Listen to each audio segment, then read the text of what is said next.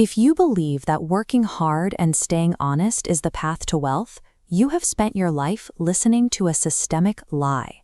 Look at people breaking their backs, laborers pouring concrete at dawn, or parents juggling 3 shifts. If physical effort equaled riches, they would be the billionaires.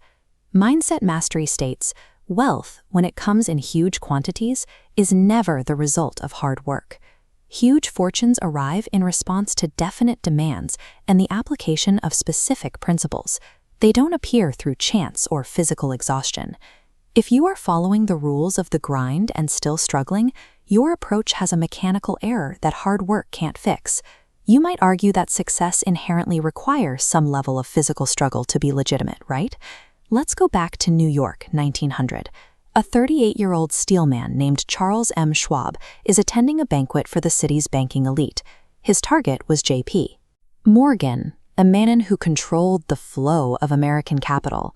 Schwab didn't spend that night on a factory floor or working a 12-hour shift. He stood up and gave a 90-minute speech outlining a vision for a steel monopoly. By the time he sat down, Morgan was convinced. That single conversation birthed the United States Steel Corporation.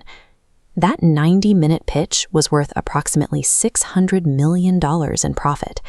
Obsessive ideas create empires.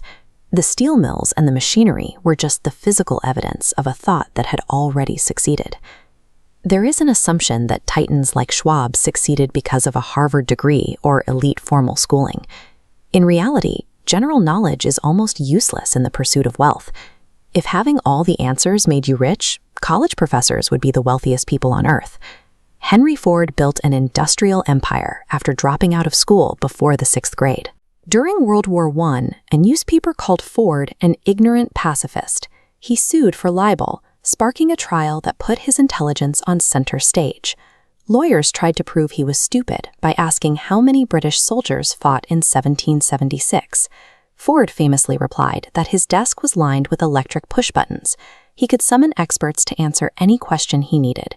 He saw no reason to clutter his mind with facts he could simply hire others to know. Ford's success came from organizing specialized knowledge, highly focused information used for a single purpose, and delegating the rest. Beyond these historical examples, the human brain functions as a magnet for external circumstances. This diagram shows how the subconscious works. It makes no distinction between constructive and destructive thought impulses. It accepts whatever you focus on without a filter. When you stress over bills or complain about being broke, the subconscious translates that fear into physical reality. Poverty gravitates toward a mind that expects it. Money is inert matter. It cannot move or think on its own. It responds to the call of intense, definite desire. Feeding the subconscious a daily diet of fear creates a self-inflicted cycle of limitation. You can continue trading your hours for a paycheck, or you can train your brain to generate assets. This requires auto-suggestion. You must intentionally deceive your subconscious into believing the wealth is already yours. If you cannot see abundant wealth in your imagination, you will likely never see it in your bank account. Stop glorifying exhaustion. Stop bragging about being tired. Hard work without a definite purpose is a trap. I know some of you are ready to argue in the comments. Is the hard work promise a scam, or is this approach too radical for you?